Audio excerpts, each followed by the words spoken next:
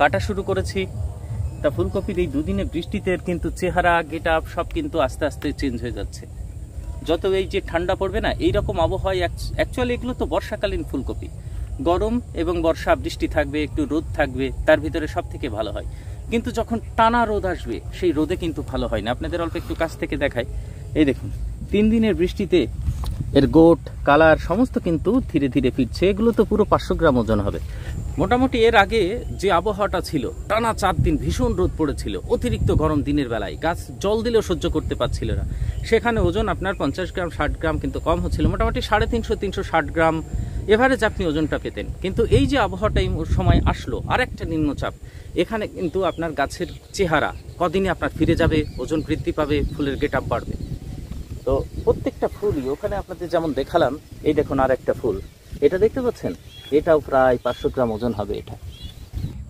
আজ 2 দিন হলো মেঘলা আকাশ, বৃষ্টিতে দেখুন এর কালার এবং সাইজ দুটোই কিন্তু এবার আপনারা ভালো পাবেন। এইগুলো তো পুরো একদম 500 গ্রাম সাইজ হবে, দেখতে পাচ্ছেন, এই দেখুন। তো গাছের পাতা দেখুন, এখানে মোটে 2 দিন কেটেছি, জায়গায় জায়গায় ফাঁকা, এ দেখুন সব ফাঁকা।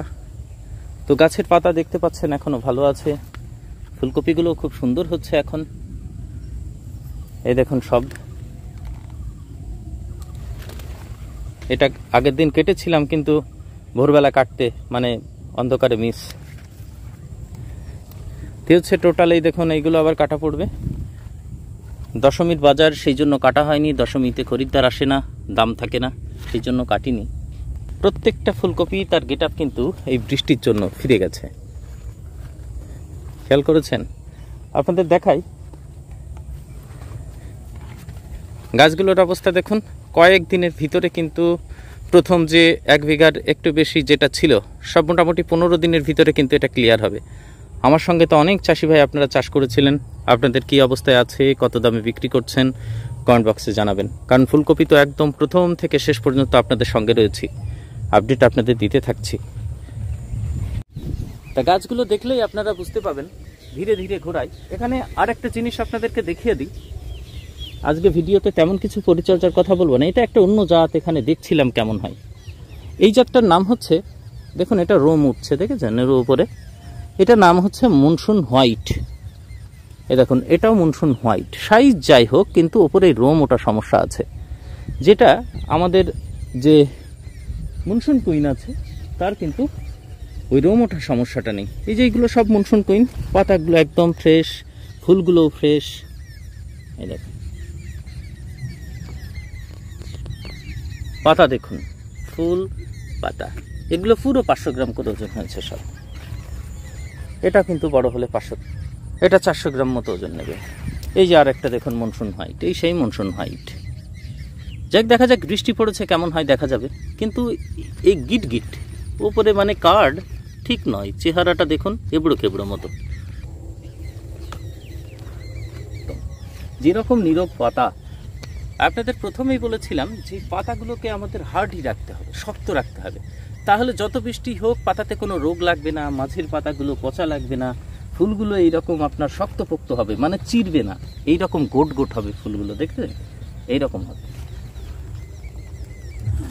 এগুলো সপ্তমীর বাজারে কাটা, তখন বৃষ্টি আসেনি, পাতাগুলো দেখুন মানে নিচে জল, তবু পাতাগুলো নরম, রোদে নেতিয়ে গেছে। গাছের মাথাটা এরকম বাইরের দিক করে কাটবেন, তাহলে নিচের ডাটাগুলো একটু বড় থাকবে, নাহলে এইরকম যদি ঘুরে যায় তাহলে ভিতরের দিক থেকে কাটবে। এইভাবে প্রত্যেকটা ডাটা যদি আপনার ভিতরের দিক থেকে এইভাবে কাটেন, তাহলে ডাটার ওজন কিন্তু, ফুলের ওজন কিন্তু কমে যাবে। আসুন এটা এবার কেটে দেখাই। এই দেখুন কাঁচি দেখেছেন, আউটসাইড বাইরের দিক করবে, এই দেখুন, তাহলে আমার কি ডাটাটা নিচে একটু লম্বা থাকছে। আর যদি কাঁচি এইভাবে ঘুরিয়ে দেন, এইভাবে যদি ঘুরিয়ে দেন, তাহলে কি হলো, ডাটাগুলো ভিতরের দিকে কেটে যায়, ভিতরের দিকে আপনাকে আউটসাইড কাটতে হবে, বাইরে। প্রতি কপিতে আপনি এভাবে কাটলে 50 গ্রাম বেশি পাবেন।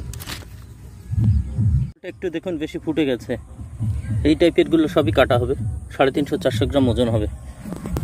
এই দেখুন এদিকে দেখায়, এই দেখুন অষ্টমীর বাজার কাটবো বলে ওয়েট করছিলাম, এগুলো একটু বেশি ফোটা হয়ে গেছে, সবগুলো কিন্তু 400-এর কাছাকাছি হবে।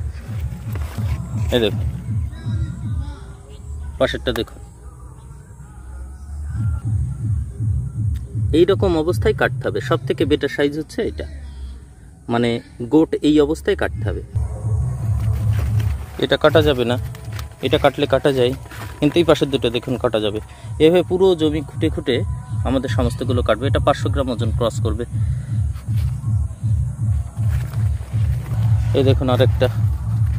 তো যাই হোক, এরকম দেখতে হবে আমাদের, দেখে দেখে বাজার নেব।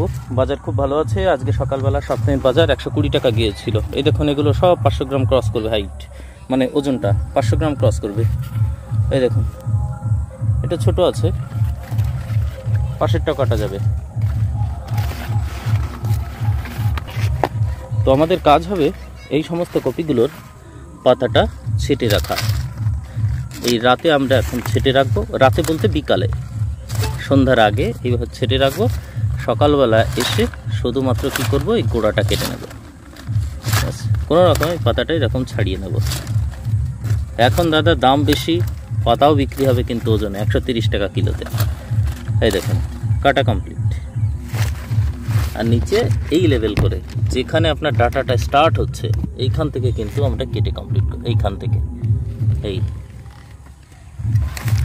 পাশেরটাও তাই, একটু ছোট হলে সমস্যা নেই, কেটে দেবো।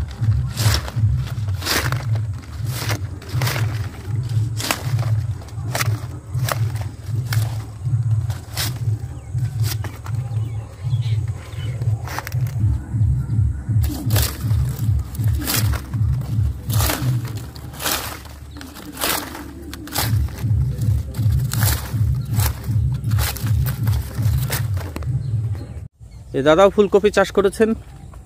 তো দাদার ফুল এই যে এখানে কি প্রবলেম হচ্ছে নিয়ে এসছে, কেমন হচ্ছে? এগুলো হচ্ছে পোকায় খাওয়া, ঠিক আছে না? এইগুলো পোকায় খাওয়া। এই যে আগে কুড়ে কুড়ে খেয়েছে না, এইগুলো পুরো পোকাই। এরপর যদি লাদা পোকার ওষুধ দেওয়া থাকে তাহলে আর এই সমস্যাটা হবে না। কিন্তু এইটা হচ্ছে তোমার এক ধরনের পচা, ঠিক আছে? এখানে তুমি এখন ওই ক্যাবরিয়েটপ আর একটু মাইসিন দিয়ে পাতা এবং এতে স্প্রে করে দেবো। আমি যে গুটি মুখে ক্যাবরিয়েটপ দিয়ে দিয়েছি, ঠিক আছে? হ্যাঁ, ক্যাবরিয়েটপ আর একটু মাইসিন, কাশুগা মাইসিন। হ্যাঁ, কোনগুলো? না, ওই এমনি চারারই, ওগুলো বীজের দোষ। ও সব আলাদা বীজ। ও প্রথম থেকেই ও গাছের ওই অবস্থা। ও 2-1টা থাকে, 100টাই দেখাচ্ছে 200টাই একটা হলো। এইবার আপনারা যে একটু আগে গুটি পচাটা দেখলেন না, সেটা যদি আপনারা ক্যাবরিয়েটপ দিয়েও না ছাড়াতে পারেন, তাহলে সেক্ষেত্রে আরও দুটো ওষুধের কথা আপনাদের বলে দিই। বেস্ট অ্যাগ্রো কোম্পানির একটা হচ্ছে ট্রাইকালার। প্রথমে ট্রাইকালার দিলেন, তার 3 দিন বাদে ওয়াড্রান দিতে হবে। তাহলে দেখবেন একটা ফুলও কিন্তু আপনার আর ওই সমস্যাটা থাকবে না। তো যাই হোক, একটা ফুল নষ্ট মানে বুঝলেন, সেটা আপনার কিন্তু মানে টোটালি ক্ষতি। সেটা একটা ফুল, আমাদের তো সংখ্যায় পয়সা না, একটা চারাতে আমাদের পয়সা হিসাব করতে হয়। লেগেছিল, এই দেখো তোমার ওই সমস্যা আমার এই গেছে। এই দেখো, এই যে কোনো তেমন কোনো সমস্যা না। ওটা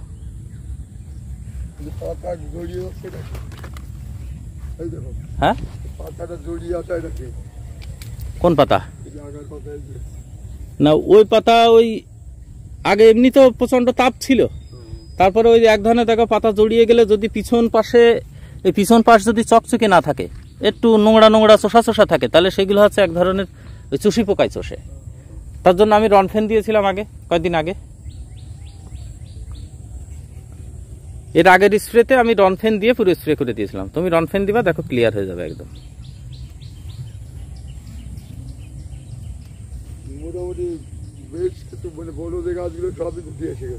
কার তোমার? তো আমি গিয়েছিলাম, আমি একটু আগেই গিয়েছিলাম। তো যাই হোক, সামনে আবার 3 দিন বৃষ্টি আসছে।